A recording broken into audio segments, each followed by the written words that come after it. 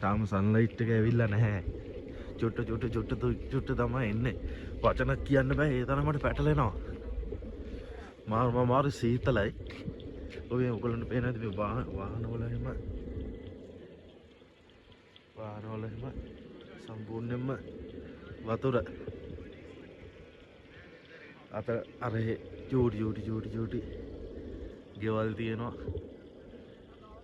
T ෆැක්ටරිය තියෙනවා. ඒ T ෆැක්ටරිය වට කරගෙන තියෙනවා තේ වතු. ෂේ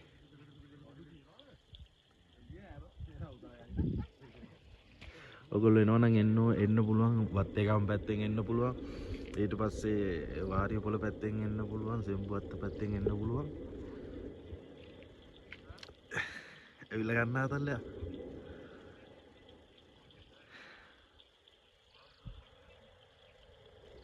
නිදහස. දැන් නිදහස. ෂේ අපි බලමු සන්රයිස් එක කොහොමද තියෙන්නේ කියලා. තාම සන්ලයිට් එක ඇවිල්ලා නැහැ. චුට්ට තමයි එන්නේ. වචන කියන්න බෑ ඒ තරමට පැටලෙනවා. මාරු සීතලයි. ඔය ඔයගොල්ලන්ට පේනවද මේ වාහනවල එහෙම සම්පූර්ණයෙන්ම වතුර අත අර චූටි ගෙවල් තියෙනවා. ටී ෆැක්ටරිය තියෙනවා. ඒ ටී ෆැක්ටරිය වට කරගෙන තියෙනවා තේ වතු. ෂේ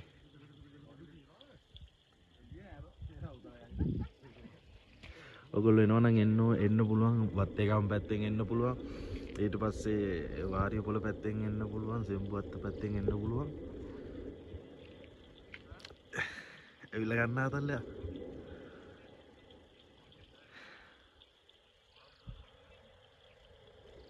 නිදහස. දැන් නිදහස. ෂේ අපි බලමු සන්රයිස් එක කොහොමද තියෙන්නේ කියලා.